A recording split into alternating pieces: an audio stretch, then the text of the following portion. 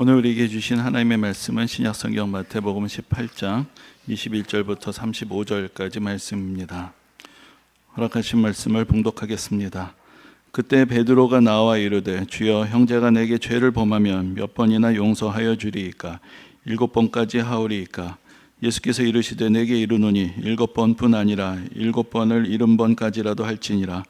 그러므로 천국은 그 종들과 결산하려 하던 어떤 임금과 같으니 계산할 때 10,000달란트 빚진 자 하나를 데려오매 갚을 것이 없는지라. 주인이 명하여 그 몸과 아내와 자식들과 모든 소유를 다 팔아 갚게 하라 하니 그 종이 엎드려 절하며 이르되 내게 참으소서 다 갚으리이다 하거늘 그 종의 주인이 불쌍히 여겨 놓아보내며 그 빚을 탕감하여 주었더니 그 종이 나가서 자기에게 100데나리온 빚진 동료 한 사람을 만나 붙들어 목을 잡고 이르되 빚을 갚으라 하매 그 동료가 엎드려 간구하여 이르되 나에게 참아주소서 갚으리이다 하되 허락하지 아니하고 이에 가서 그가 빚을 갚도록 옥에 가두거늘 그 동료들이 그것을 보고 몹시 딱하게 여겨 주인에게 가서 그 일을 다 알리니 이에 주인이 그를 불러다가 말하되 악한 종아 내가 빌기에 내가 내 빚을 전부 탕감하여 주었거늘 내가 너를 불쌍히 여긴과 같이 너도 내 동료를 불쌍히 여김이 마땅하지 아니하냐 하고 주인이 노하여 그 빚을 다 갚도록 그를 옥졸들에게 넘기니라. 너희가 각각 마음으로부터 형제를 용서하지 아니하면 나의 하늘 아버지께서 너희에게 이와 같이 하시리라. 아멘.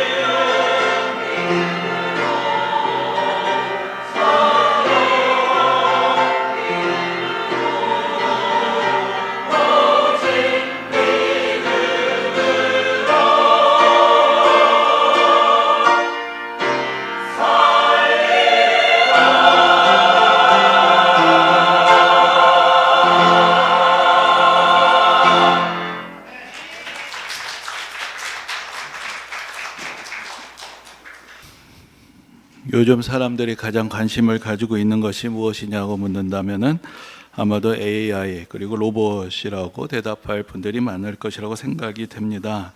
특히 최근에 미국에서 이제 CES 그 전 박람회가 있었는데 그 컨슈머 일렉트로닉스 쇼 맞나?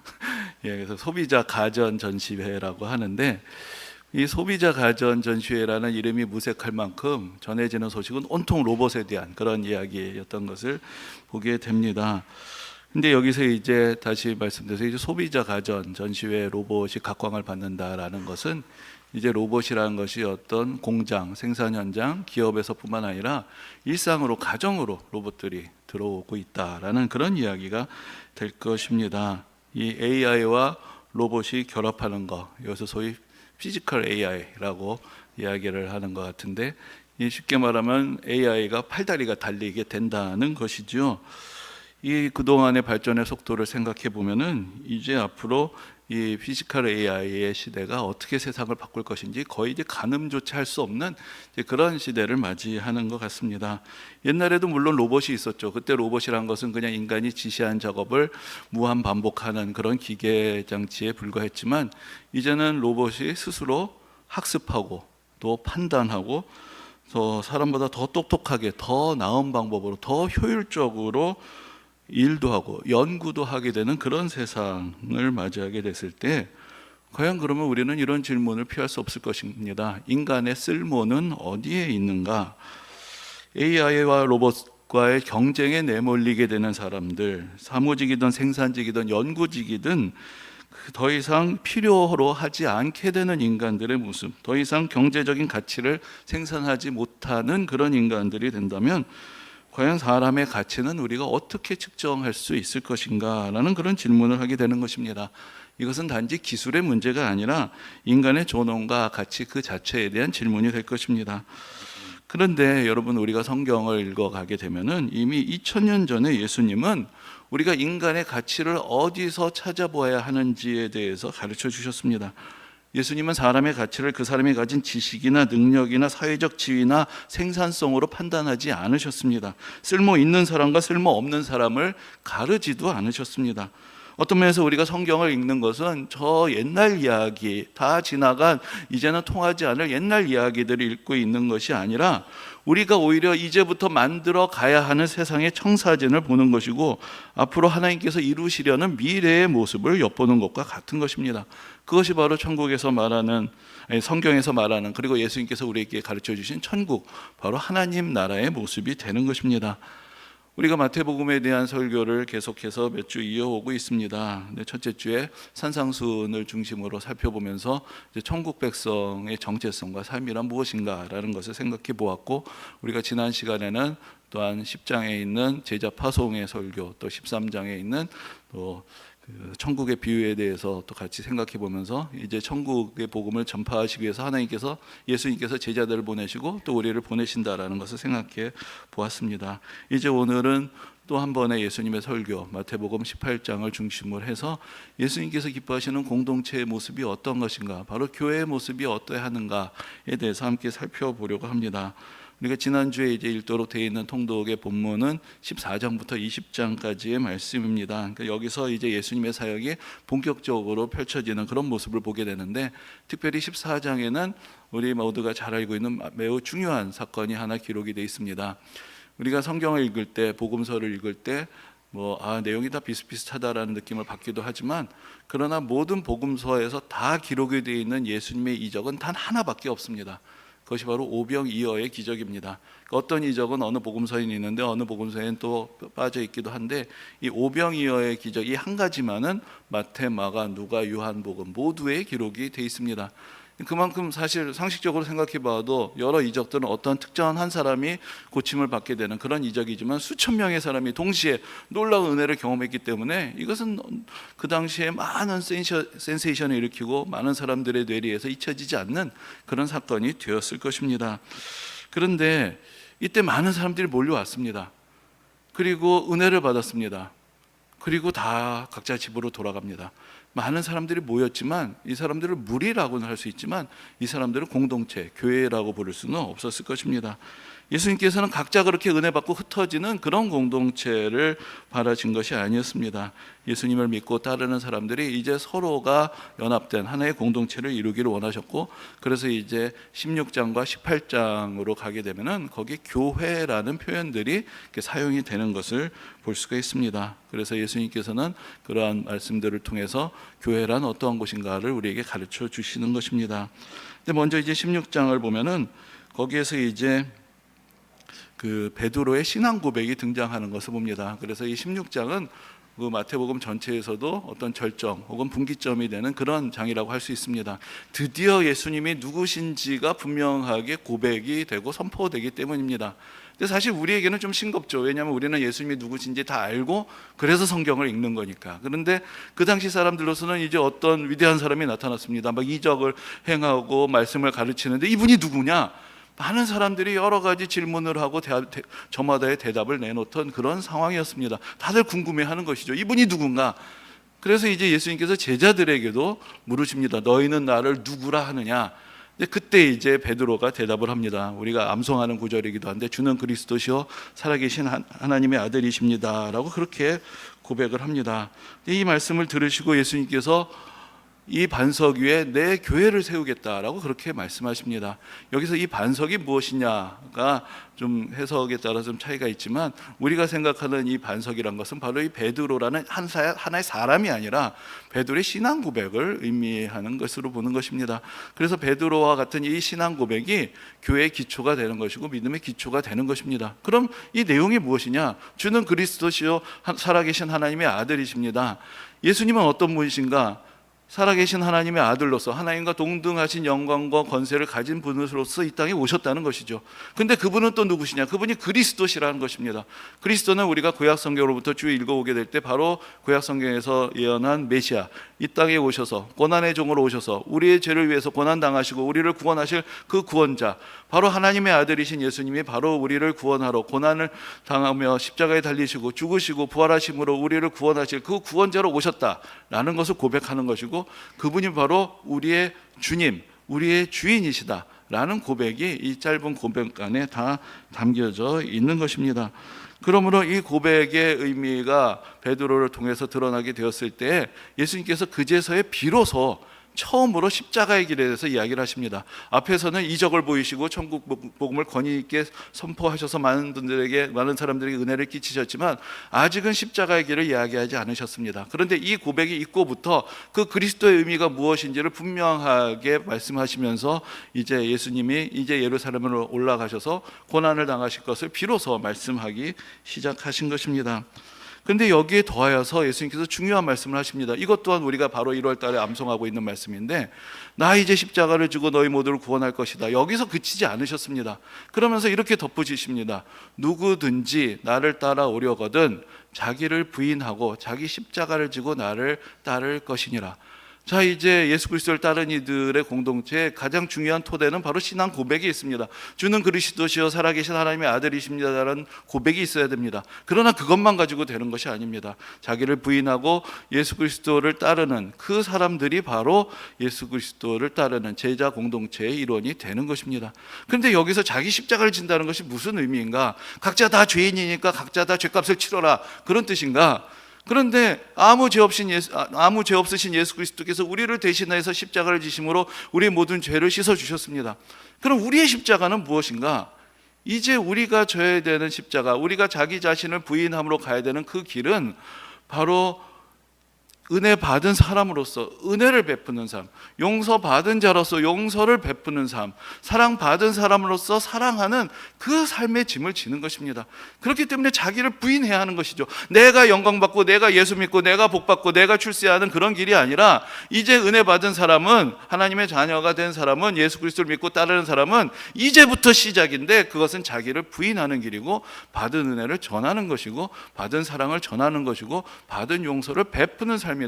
그 십자가를 지고 예수 그리스도께서 가셨던 사랑과 헌신과 희생의 길을 우리도 같이 따라가는 것, 그것이 바로 교회라는 것, 그것을 예수 그리스도께서 우리에게 가르쳐 주신 것입니다. 그래서 이러한 가르침은 18장에서 본격적으로 이어지게 됩니다. 그래서 18장에서 공동체의 구체적인 모습이 어떠한 것인지를 가르쳐 주시기 때문에 우리가 18장 설교를 제자 공동체 설교 또 이렇게 부르기도 합니다. 그런데 그 서두는 좀 이상하기 시작이 됩니다. 제자들이 서로 수군거립니다. 누가 천국에서 더 큰 자입니까? 누가 더 천국에서 앞자리에 앉습니까? 그것을 가지고 다툽니다. 사실 여러분 죄송한 말씀이지만 교회도 사람들이 모인 모임이죠. 근데 사람들이 모인 곳에서 사람들은 본능적으로 서열을 계산합니다. 누가 더 높으냐, 누가 더 낮으냐, 나는 어느 정도에 있느냐, 자꾸 그것을 계산하는 그런 나쁜 버릇이 있습니다. 그래서 교회 안에서도 뭔가 좀 힘이 있어 보이는 사람한테 자꾸 가까이 가야 될 것 같고, 뭔가 나는 지금 무시당하고 밀려나가는 것 같고, 이제 그런 생각들을 자꾸 하게 되는 것이죠. 근데 그게 이상할 것이 없는 게 제자들도 그랬다는 것이죠. 12명의 제자들이 있는데 예수님이 누구 손 한 번 더 잡아주면 예수님이 저 사람을 편애하신다, 그렇게 생각하기도 하고, 뭔가 예수님이 자기에게 눈길을 잘 안 주시는 것 같으면 나는 뭔가 무시하시는 것 같다, 마음이 상하기도 하고, 자기들끼리도 누가 높으냐 낮느냐 그렇게 따지고 있었다는 것입니다. 그러다가 예수님께 질문까지 한 것이죠. 근데 예수님께서 그때 하신 것이 바로 한 어린아이를 데려오게 하시고 바로 이 어린아이와 같은 자들이 천국에 들어간다라는 그런 말씀을 주신 것입니다.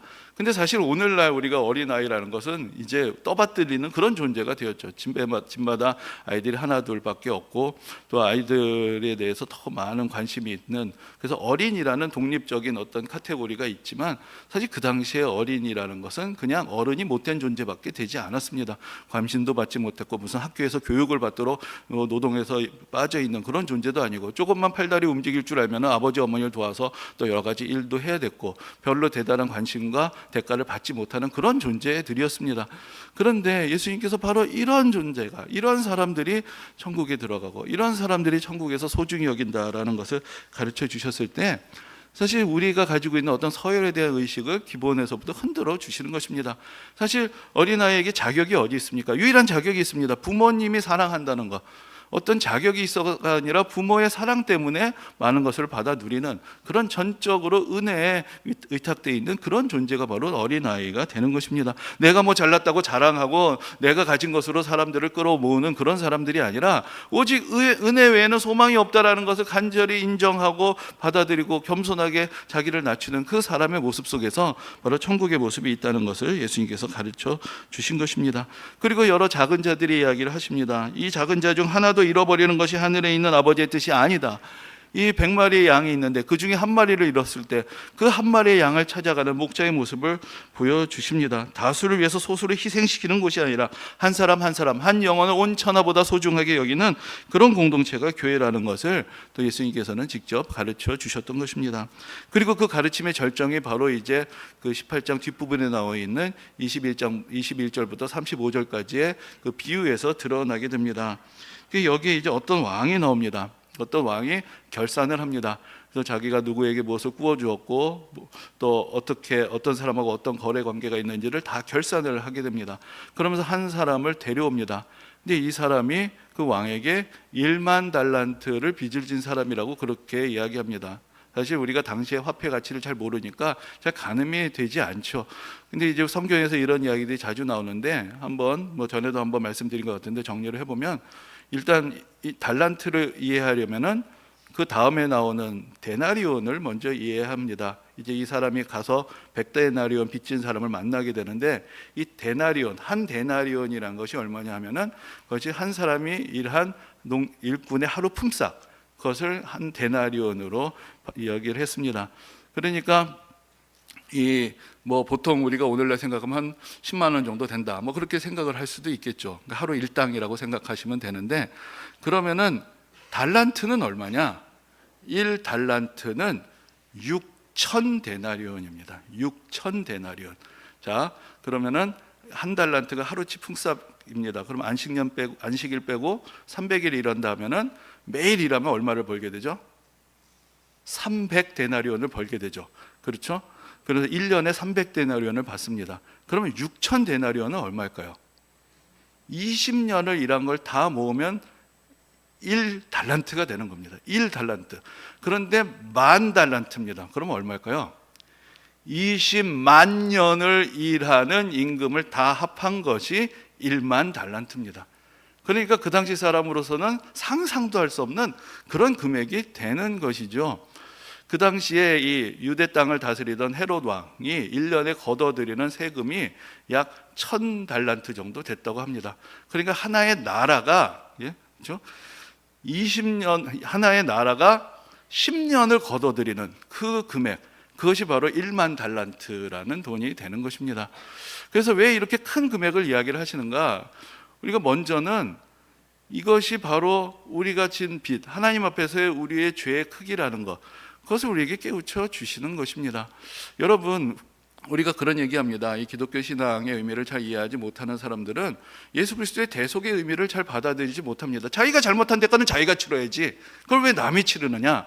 근데 문제는 우리가 잘못한 일의 대가를 우리가 치를 능력이 없다는 데 있는 것이죠. 그럼 내가 잘못한 거 내가 갚으면 되지. 근데 여러분 생각해 보십시오. 내가 어떤 동일한 행동을 한다고 해도 그것으로 인하여 끼쳐지는 손실의 크기는 나하고 상관이 있는 것이 아닙니다. 그 대상의 가치하고 연결이 있는 것입니다. 여러분, 제가 집에서 실수해서 머그컵을 하나 깨뜨렸습니다. 여러분, 그러면은 다이소 가면 1000원에도 하나 살 수가 있죠. 그런데 내가 깨뜨린 것이 고려청자면, 국보라면 어떻게 될까요? 그냥 갚을 수가 없는 돈이 돼버리는 것이죠. 행동은 똑같습니다. 뭔가를 실수로 떨어뜨렸습니다. 나는 똑같은 일을 했지만 그것의 피해의 금액이라는 것은 나의 행동으로 결정되는 것이 아닙니다. 무엇에 대한 잘못이었느냐로 결정이 되는 것이죠. 우리가 자꾸만 죄에 대해서 가볍게 여기지만 그 죄가 사람에 대한 것이 아니라 하나님께 대한 것이라면, 하나님의 영광을 가리고 하나님의 뜻을 따르지 아니하고 하나님께 손실이 되는 죄를 지었다면은 그 죄의 크기는 얼마만큼 커질까요? 하나님만큼 커지는 것입니다. 그럼 우리로서는 영원히 갚을 수 없는 그런 죄가 되는 것이죠. 그리고 여기서 우리가 또 이 1만 달란트의 의미를 조금 더 다르게 생각해 볼 수도 있을 것입니다. 자, 아까 말씀드렸듯이 이것은 하나의 국가 정도로 생각해야 이해가 되는 그런 금액이 되는 것이죠. 개인으로서 질 수 있는 빚의 크기가 아닙니다. 여러분, 이 세상을 한번 생각해 보시고 그 안에 있는 우리의 모습을 생각해 보시면 어떨까요? 우리도 하나님께 그만한 빚을 지고 살아가는 것 아닙니까? 하나님께서 우리에게 우리의 생명을 주셨습니다. 그리고 우리가 가끔 여유가 있을 때마다 즐기는 이 아름다운 세상, 이 아름다운 자연을 다 주셨습니다. 그 가운데서 우리가 만나고 우리에게 은혜를 베푸셨던 우리의 부모님들, 선생님들, 모든 만남들을 우리에게 허락하여 주셨습니다. 그 안에서 우리가 열심히 수고하면서 우리 자신을 발전시켜 나가는 삶의 터전과 그 안에서 우리에게 허락되어 있는 많은 기회, 가능성들, 이것이 다 하나님께서 우리에게 거저 주신 것입니다. 이 모든 것들 우리가 다 받았습니다. 이것을 금전으로 환산해 볼까요? 아마 1만 달란트보다 더 큰 금액을 우리 모두가 받았다고 할 수 있을 것입니다. 그런데 그것을 부정합니다. 그것을 인정하지 않아요. 자기가 잘나서 그것들을 다 누렸다고 생각할 때 그것이 고스란히 하나님 앞에서 죄가 되는 것입니다. 은혜로 받은 것을 은혜로 감사하지 못하고 그것을 기억하지 못하고 다 그것을 자기의 공으로 돌리게 될 때 거기서부터 인간의 죄악이 시작이 되는 것입니다. 그래서 1만 달란트라는 것이 어떻게 생각하면 전혀 과장이 아닌 그런 금액이 될 수도 있는 것입니다. 주인이 그 사람을 부릅니다. 계산을 합니다. 왜 계산을 할까요? 어차피 갚을 수 없는 거 압니다. 그걸 어떻게 갚겠어요? 그러나 주인은 원하는 것이죠. 네가 이만한 빚을 지고 있다는 것을 알아라.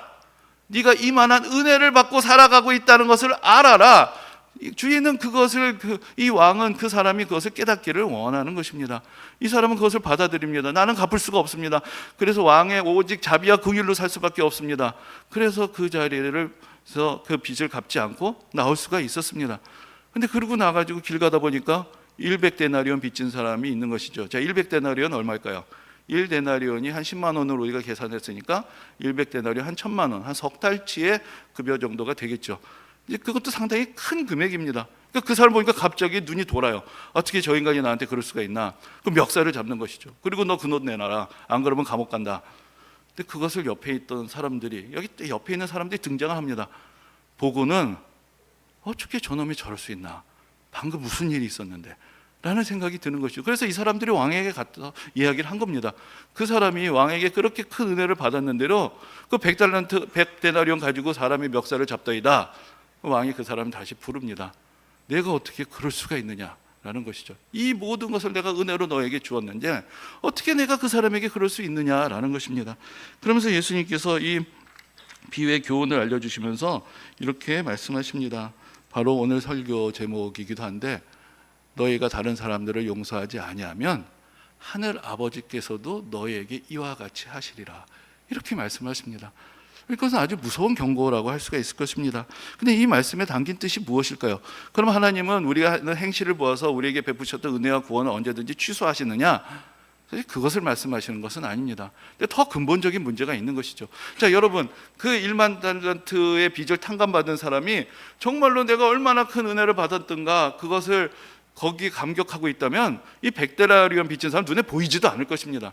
이 사람의 문제는 뭐냐? 그걸 은혜로 생각하지 않았다는 거죠. 당연하지. 내가 어떻게 갚아? 내가 언제 뭐 그렇게 빚을 지려고 해서 진 거냐? 왕이 그렇게 다 해놓고 왜 나한테 위세야? 그거 당연히 그거 물려야지.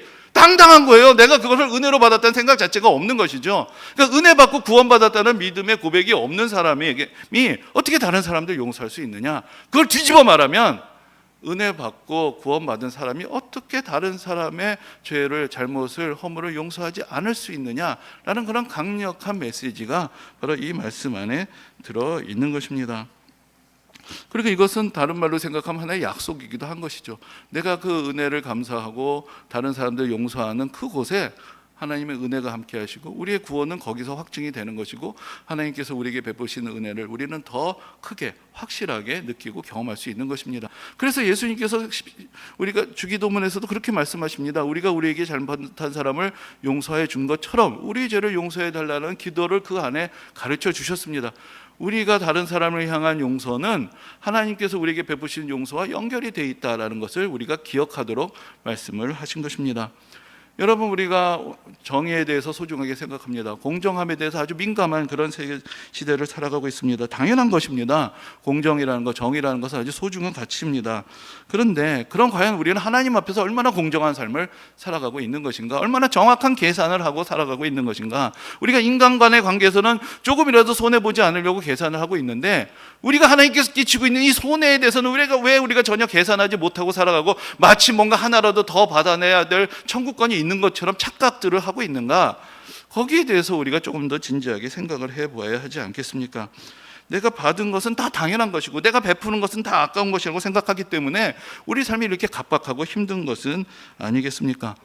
하나님께서는 우리가 하나님께로부터 받은 것을 하나님께서 되돌리기를 원하지 않으셨습니다. 왜냐하면 그건 애시당초 불가능하기 때문이고 하나님은 모든 것들을 다 가지신 분, 모든 것의 주인이신데 우리가 뭔가 하나님께 드려서 생색을 낼 게 없습니다. 그 대신 하나님께서는 우리가 하나님께 받은 것을 다른 사람들에게 베풀라고 말씀하시는 것입니다. 이 점에서 그렇기 때문에 하나님께서는 우리에게 요구하실 권리가 있으신 것이죠. 주셨으니까, 베푸셨으니까 이제 그것을 나에게가 아니라 너희 중에 지극히 작은 자들에게 베풀어라. 하나님께서는 그것을 우리에게 요구하시는 것입니다. 그리고 그 요구 안에서 바로 은혜 받은 자들이 모인 그 공동체, 그것이 바로 교회가 되는 것입니다. 구원받은 자들의 공동체, 용서받은 자들의 공동체, 자격이 있어서가 아니라 오직 하나님의 은혜와 사랑으로 부름받은 사람들의 공동체, 그것이 바로 교회가 되는 것입니다. 그렇기 때문에 교회는 필연적으로 은혜를 베푸는 곳이 되어야 하는 것이고 서로 용서하는 공동체가 되는 것입니다. 이 하나님의 구원을 세상에 전하는 공동체가 됩니다. 자기를 낮추고 연약한 사람들을 돌보고 작은 자 하나도 잃어버리지 않으려는 그런 공동체가 되어야 하는 것입니다.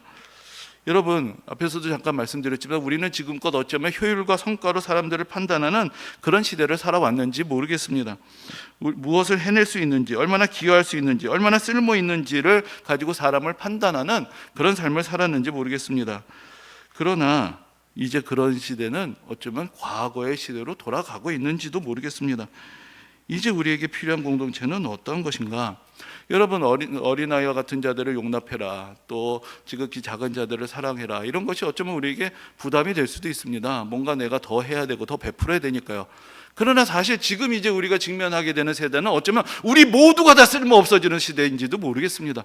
그럴 때 우리에게 필요한 공동체는 어떠한 것일까요? 여전히 잘났니 못났니 판단하는 그런 공동체로 들어가고 싶으십니까? 그런 공동체 우리가 필요할까요? 아니면 모든 사람의 인격을 존중하고 모든 사람들의 가치를 인정하고 그러한 공동체 안에서 나도 위로받고 나도 사랑받을 수 있는 그런 공동체, 그것이 우리에게 필요한 그런 공동체가 아니겠습니까? 예수님이 말씀하신 공동체, 어쩌면 그것은 매우 좀 비효율적으로 보일지도 모르겠습니다. 그 작은 사람 하나도, 실수하는 사람 하나도 놓치지 않고 돌보는 그런 공동체, 한 사람을 99마리의 양보다 한 마리의 양을 소중하게 여기는 그런 공동체, 매우 비효율적인 공동체가 될 것입니다. 그러나 어쩌면 그것이 바로 우리에게 이제부터 필요한 공동체의 미래의 청사진이 될 수도 있는 것입니다. 여러분, 우리가 50주년을 기념합니다. 이제 이야기 골백 번을 하게 되겠죠. 그러나 우리가 무엇을 생각해야 할까요? 우리가 이루고 있는 공동체는 어떤 공동체인가? 교회됨은 어디에 있는가? 우리는 지금 어떤 공동체를 만들어 가고 있는가? 어떤 공동체를 만들어 가야 할 것인가? 여전히 어리석게도 사람을 세상의 가치를 가지고 판단하는 그런 공동체를 만들 것인가? 세상 자랑하는 그런 공동체, 듣기도 싫은 얘기 내가 들어줘야 되는 그런 공동체를 만들어야 될 것인가?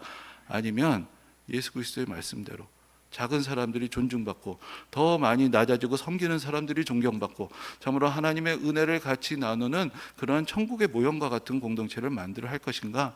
우리가 그것을 진지하게 생각해 보아야 하는 그런 시간이 되어야 하지 않겠습니까? 이제 우리가 함께 이루어가는 그런 공동체는 계산보다는 은혜를, 정죄보다는 용서를, 쓸모보다는 사람의 존엄을 더 중요하게 생각하는 그런 공동체가 되어서 이 세상 가운데서 천국을 보여주고 희망이 있다는 것을 보여주고, 세상 모두는 우리를 쓸모없다라고 얘기를 해도 하나님 나라에서는 가장 존귀한 하나님의 자녀가 됨을 날마다 경험하는 그런 공동체, 그것이 바로 우리의 공동체가 되고 우리가 함께 세워가는 교회 모습이 되기를 주님의 이름으로 축원합니다.